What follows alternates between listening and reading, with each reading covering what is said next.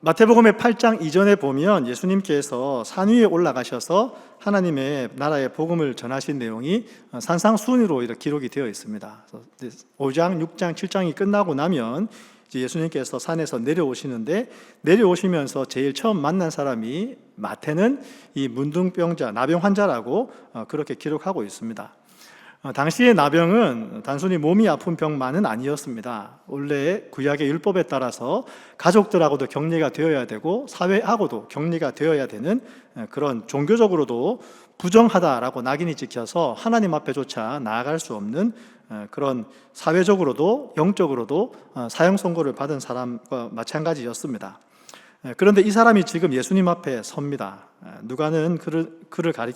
누가복음에서는 이 사건을 기록할 때에 온 몸에 나병이 가득한 자라고 기록하고 있습니다. 당시 의학으로는 소생할 수도 없고 또 낫지 않기 때문에 다시 사회로 복귀할 수 없는 그런 절대적인 절망 가운데 있는 상태였습니다. 그런데 오늘 본문 2절에 보면 이 절망적인 사람이 예수님 앞에 나와서 가장 먼저 한 행동이 있습니다. 바로 절하는 것이었습니다. 마태복음에서만 특별히 이 사람이 절한 것을 헬라어로 프로스키네오라고 기록해 두고 있습니다. 이 프로스키네오라는 단어는 왕 앞에 엎드려서 경배하고 예배드릴 때 사용하는 단어입니다.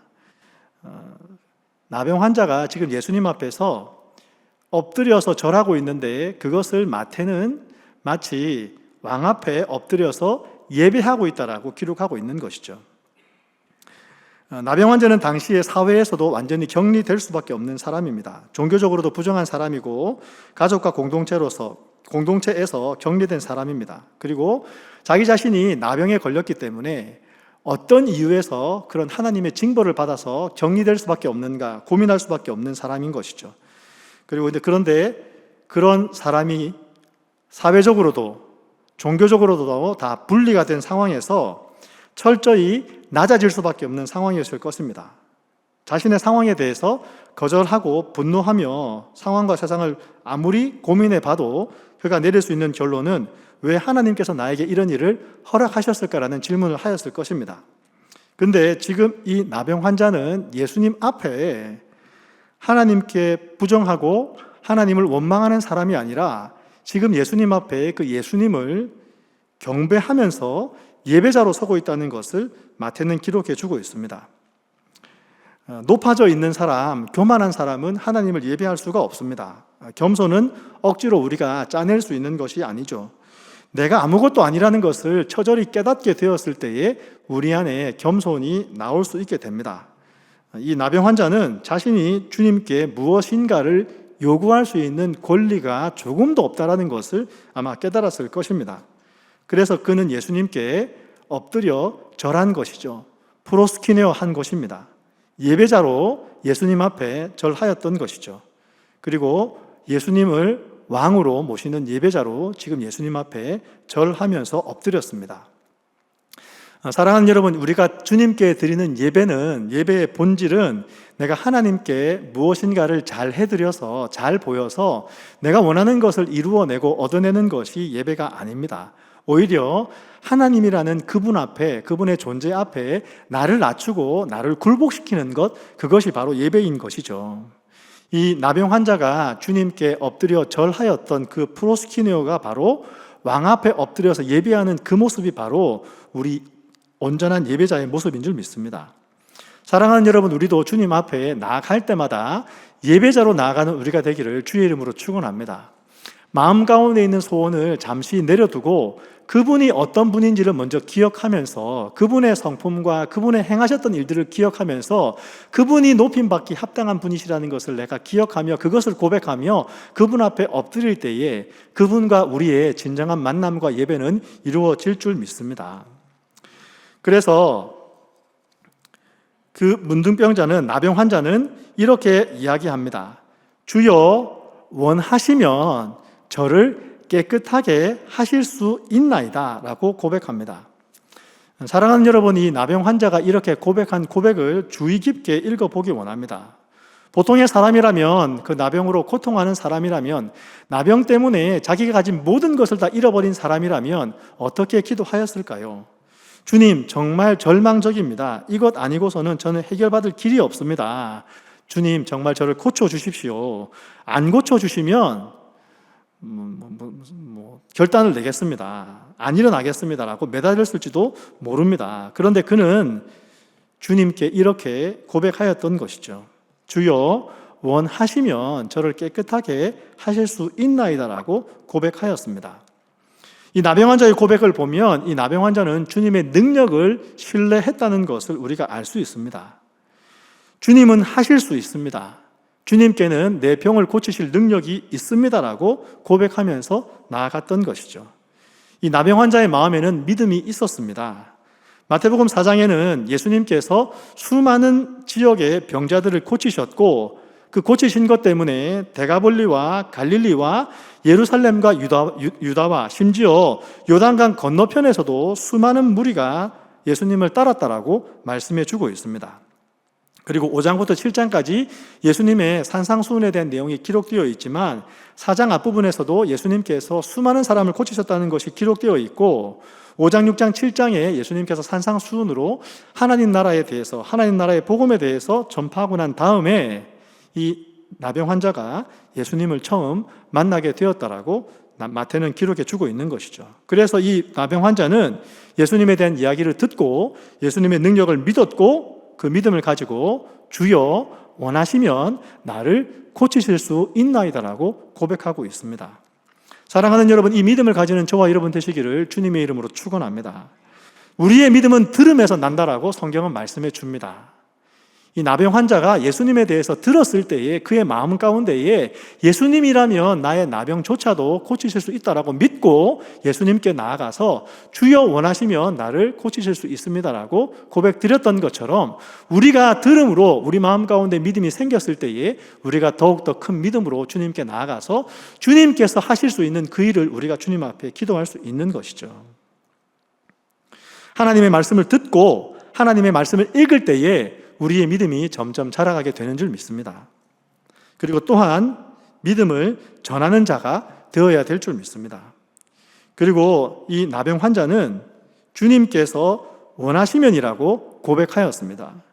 자기는 물론 이 나병에서 고침받기를 너무나 원하고 있지만 그것이 정말 평생의 소원, 일생의 소원이겠지만 지금 이 나병 환자는 주님께서 원하시면이라고 고백하고 있습니다. 이것은 고쳐주시면 믿고 안 고쳐주시면 그냥 하나님 믿지 않겠습니다. 그런 고백이 아닌 것이죠. 주님의 능력이 있으시지만 만약 나를 고쳐주시지 않으셔도 거기에는 그만한 이유가 있을 줄 내가 믿고 주님을 의지하겠습니다. 주님의 선하심은 내가 꼭 붙잡고 있겠습니다라고 고백하고 있는 것이죠. 모든 것을 결정하는 것은 주님이시지 내가 아닙니다라고 이 나병 환자는 주님께 고백하고 있습니다.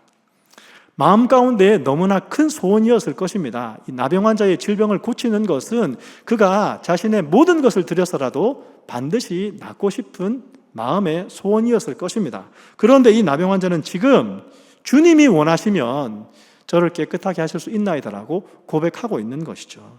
주님께 모든 결정권을 넘겨드립니다. 어떻게 이렇게 할 수 있었을까요? 우리가 잘 알고 있는 이재철 목사님도 목회하는 중에 전립선암 진단을 받았습니다. 근데 그 전립선암 진단을 전해주었던 그 의사였던 장로님께 장로님 감사합니다라고 말씀하셨다고 합니다. 어떻게 암 진단 앞에서 감사할 수 있을까요? 목사님의 마음은, 목사님의 신앙은 내 건강보다, 내가 얼마나 건강한가 보다 나를 이끄시는 주님의 주권이 더 옳다는 것을 믿고 주님이 원하신다면, 주님이 인도하신다면 그것이 옳은 것입니다라는 마음의 고백이 있었기 때문인 줄 믿습니다. 이것은 우리가 주님의 능력만을 믿는 게 아니라 주님의 성품과 주님의 지혜 또한, 주님의 인도하심 또한 우리가 믿는다는 고백이 되는 것이죠. 내 생각보다도, 내 바램보다도 어쩌면 주님의 생각과 계획이 더 깊고 좋은 것입니다라는 고백을 할 수 있을 때에 주님의 주권에 항복하고 모든 것을 주님께 맡겨드릴 수 있습니다. 예수 믿는다고, 교회 다닌다고 눈앞에 당장 좋은 일만 생기는 것은 아닙니다. 그런데 우리가 인생의 주권이 주님께 있음을 고백하고 내 인생이라는 자동차의 핸들을 내가 잡고 있는 것이 아니라 오히려 주님이 잡고 있음을 인정한다면 어떤 일이 일어나도 주님께 감사할 수 있는 우리가 되기를 주님의 이름으로 축원합니다. 저도 약 한 달 전쯤에 월요일에 집에서 쉬고 있을 때에 뇌경색이 왔습니다. 제가 이제 만으로 52인데 52에 뇌경색이 온 것이죠. 증상을 보고 뇌경색이라는 것을 바로 알고 아내가 저를 병원으로 데려갔습니다. 그리고 응급실에서 중환자실에서 일반 병실로 옮겨서 48시간 만에 퇴원할 수 있었습니다. 뇌경색의 원인이 무엇인지도 알게 되었고 지금 제가 겉으로 보기에는 뇌경색 환자인 것을 모를 만큼 많이 회복이 되어졌죠. 내가 뇌경색 걸린 줄 모르시는 교인분도 계시더라고요. 지난주에도. 지금 돌아보면 감사한 것뿐입니다. 이 나병 환자도 그런 고백을 드리고 있는 것이죠. 주님께서 원하시면 이 나병 환자는 철저히 예수님을 자신의 주님으로 고백하고 있습니다. 그리고 주님께서 원하시면 내 인생이 아니라 오히려 주님의 인생입니다. 내가 내 인생을 주관하며 사는 것처럼 보이지만 그러나 내 인생을 내가 주관하며 살다가 지금 나병에 걸렸는데 오히려 주님이 주관하시는 주님의 인생이라면 내 건강이 내 건강이 아니라 오히려 주님의 건강입니다. 내 소유가 내 소유가 아니라 주님의 소유입니다. 내가 가진 모든 것이 내 것이 아니라 오로지 주님의 것입니다. 당신이 나의 주님입니다라고 고백하고 있는 것이죠. 사랑하는 여러분, 무엇이 내 것이라고 붙잡고 계시나요? 여러분들 마음 깊은 곳에서 이것은 내 것이라고 붙잡고 있는 것이 있을 것입니다. 영성훈련 받을 때, 우리 훈련 받을 때에 자기가 가진 거 리스트업 해가지고 맨 마지막부터 지워 나갑니다. 내가 이것 하나님 앞에서 포기했습니다. 계속 포기하다가 이제 세 번째, 두 번째, 첫 번째 목록에 오게 되면 주님 앞에서 정말 고민하는 시간을 가지는 것이죠. 내가 이것마저 포기할 수 있을까? 내 재산에 대해서, 내 건강에 대해서, 내 자녀에 대해서 이것마저도 주님 앞에서 주님의 주권을 인정하고 내가 정말 지울 수 있을까? 그런 고민하는 훈련의 시간을 가질 때도 있었습니다. 사랑하는 여러분, 여러분은 무엇을 내 것이라고 붙잡고 계시나요? 그러나 돌아보면 이 유한한 우리 인간은 이 땅에서의 생명이 끝이 나버리면 무엇 하나조차도 내 것이라고 말할 수 있는 것이 없습니다. 지금은 내 것 같지만 이 땅에서의 생명이 끝이 나버리면 그 무엇 하나 내 것이 아닌 것이죠. 너무나 당연한 것 아닙니까? 그래서 더욱더 우리가 하나님을 주님으로 모셔야 합니다. 예수님을 주님으로 모시고 내 모든 것이 다 주님의 것이라고 고백할 수 있는 인생이 복된 인생인 줄 믿습니다. 포기하는 것이 어려울 수 있지만 이 나병 환자처럼 고통당하기 전에, 인생의 어려움이 찾아오기 전에 주님 앞에 포기하는 것이 오히려 지혜일 수 있는 것이죠. 성경은 나병 환자가 병으로 고통하기 전에 예수님을 알았는지 몰랐는지, 예수님을 주님으로 모셨는지는 이야기해 주지 않습니다. 그러나 분명한 것은 지금 이 나병 환자는 예수님을 주님이라고 고백하면서 모든 것을 맡겨드리고 있는 것이죠. 그의 나병이 낫느냐 낫지 않느냐, 그가 일상생활로 돌아갈 수 있느냐 없느냐, 그것조차도 주님께 맡겨드리고 주님이 원하시면 나를 고쳐주실 수 있습니다라고 이 나병 환자는 고백하고 있습니다. 비록 지금 그는 병으로 고통하는 나병 환자이지만 지금 그는 예수님을 주님으로 모신 예배자로 주님 앞에 엎드려 있는 것이죠. 그리고 오로지 주님은 그 나병 환자만 바라보고 계셨습니다. 그래서 그 주님으로 모신 그 나병 환자는 오로지 주님의 시선을 독차지하고 있었던 것이죠. 그래서 주님은 그 겸손한 고백 앞에 어떻게 반응하셨습니까? 3절은 이렇게 기록하고 있습니다. 예수께서 손을 내밀어 그에게 대시며 이르시되 내가 원하노니 깨끗함을 받으라 라고 말씀하십니다. 여기서 정말 우리가 감동을 받습니다. 주님은 사실 말씀만으로도 고칠 수 있는 분이시죠. 내가 낫기를 원한다라고 말씀만 하셔도 이 나병 환자의 질병은 나을 수 있습니다. 그런데 지금 주님은 손을 내밀어서 그 나병 환자를 만져주고 있습니다. 당시 율법에 따르면 나병 환자에게 손을 대는 순간, 접촉이 되는 순간 부정한 자가 됩니다. 율법의 규약으로는 그런 것이죠. 그래서 많은 사람들이 다 나병 환자를 피하게 되고 돌을 던지며 진물나는 피부에서 나는 그런 피부를 만지지 않으려고 하는 것이죠. 근데 지금 성경의 기록에 보면 주님께서 손을 내밀어서 그에게 대십니다. 이것이 무엇을 의미하겠습니까? 나병에 걸려서 가족들과도 접촉하지 못하던 그 외로운 사람에게 예수님께서 만져주고 계신 것이죠. 예수님께서 관계하고 있습니다. 내가 너를 사랑한다라고 표현해 주시는 것이죠. 병에 걸린 동안 사람의 온기라고는 느껴보지 못했던 그 나병 환자에게 지금 주님께서 만져주고 있습니다. 나병에 걸려서 수치심으로 똘똘 뭉쳐있는 그 나병 환자를 주님이 먼저 만지시고 계신 것이죠.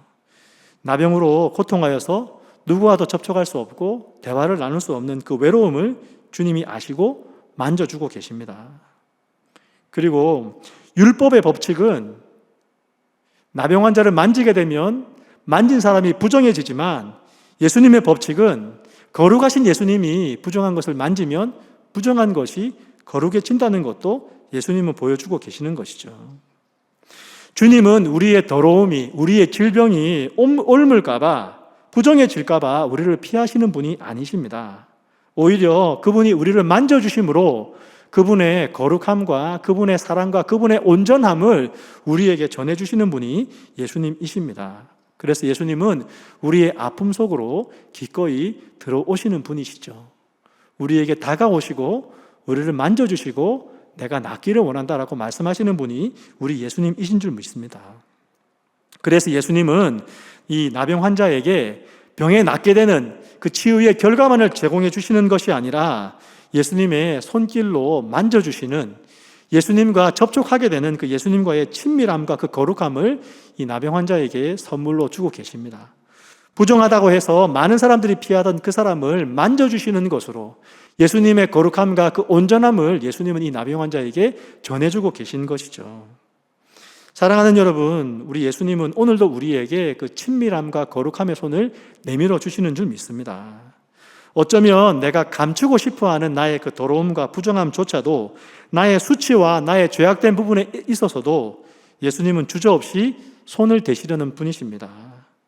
그분이 부정해지는 것을 두려워하지 않으시고 우리를 오히려 거룩하게 하시는 그분의 손길이 우리에게 주님의 치유의 손길이 되어서 오늘 우리를 만지시게 되기를 주의 이름으로 축원합니다.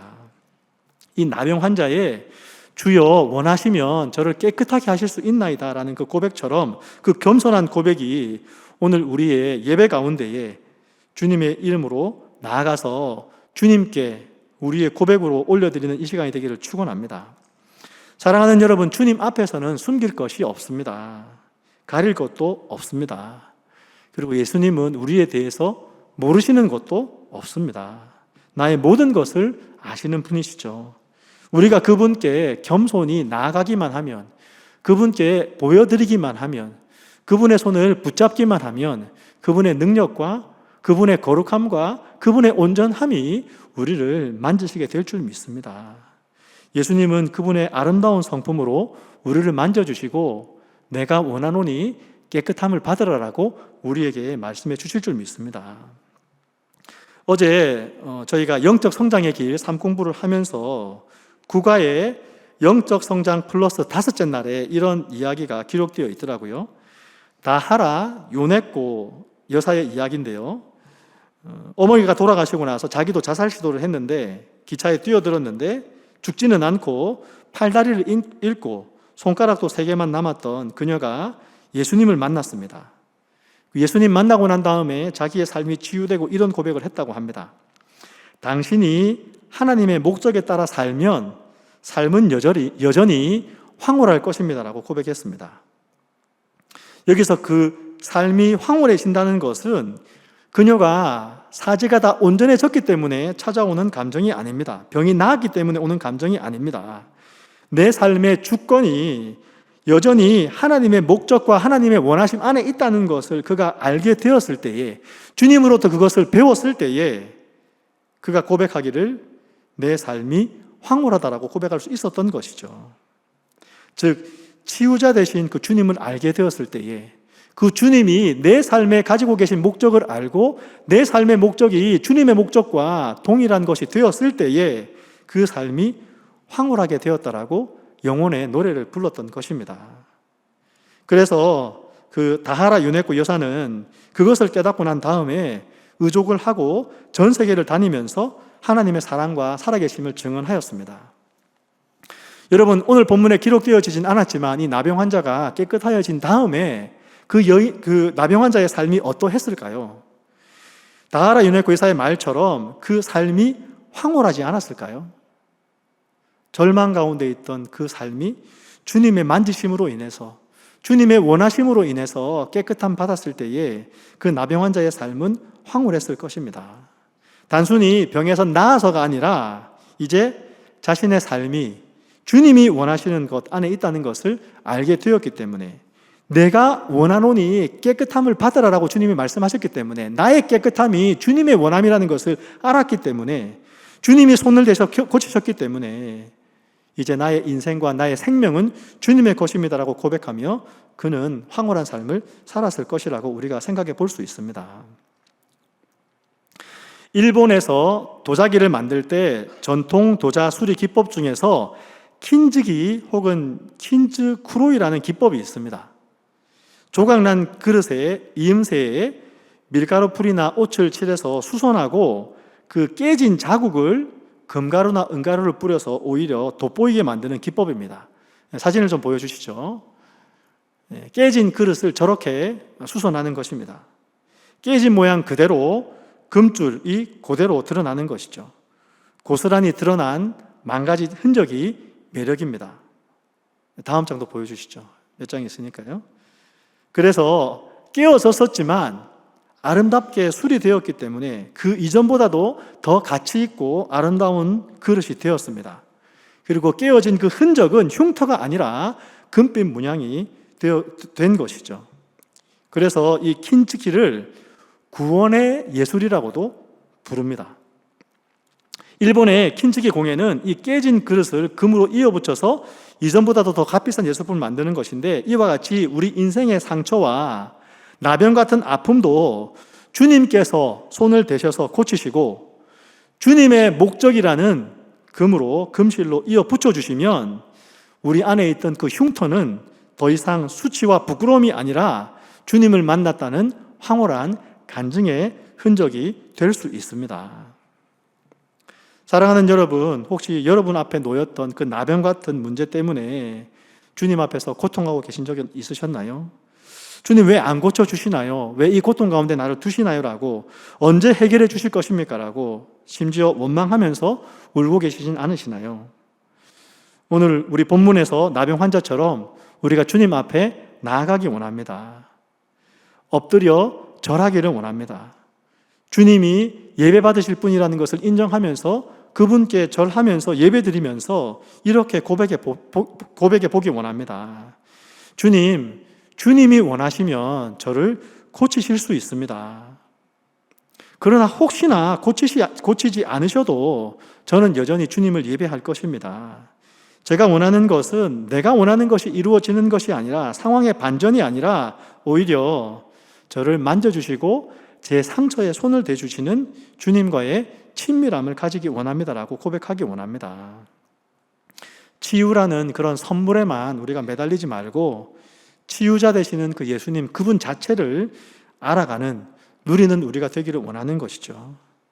주님의 목적에 우리의 삶을 맞추게 될 때 우리의 삶은 이 다하나 유네코의 고백처럼 황홀한 삶이 될 수 있을 것입니다.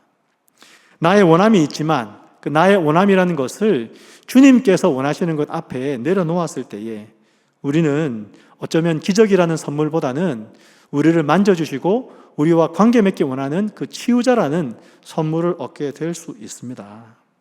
그리고 그 주님께서 지금 이 시간 우리의 가슴에 손을 얹고 이렇게 말씀하십니다. 내가 원하노니 깨끗함을 받으라라고 말씀하시기 원하시는 것이죠. 내 상처에 치유가 있기 원한다. 내 마음의 원망을 내려놓고 하나님의 사랑을 알게 되기 원한다라고 주님 말씀하시기 원하시는 것이죠. 우리 같이 기도하겠습니다. 사랑하는 주님, 오늘 마태복음 8장에 나병 환자를 통하여서 우리의 기도를 주님께 맞추어서 올려드리기 원합니다.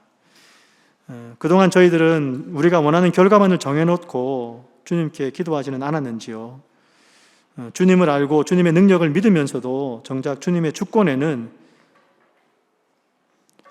항복하지 못했던 저희들의 교만을 용서하여 주시옵소서. 이 나병 환자가 고백했던 원하시면이라는 이 짧은 고백이 오늘 우리의 고백이 되기를 원합니다. 나의 자아를 내려놓고 낮아짐의 자리에 나아가서 우리보다 우리를 더 잘 아시고 선하게 인도하시는 주님의 지혜를 온전히 신뢰하게 하여 주시옵소서. 고통 가운데 낫게 되는 것, 그 결과만을 구하는 사람이 아니라 우리를 고쳐주기 원하시는 그 치유자 되시는 주님을 더 깊이 알아가고 경배하는 저희들이 되게 하여 주시옵소서. 고난 앞에서도 감사할 수 있게 하여 주시옵시고 고난조차도 주님의 뜻 안에, 주님의 손길 안에 있음을 고백하는 저희가 되게 하여 주시옵소서.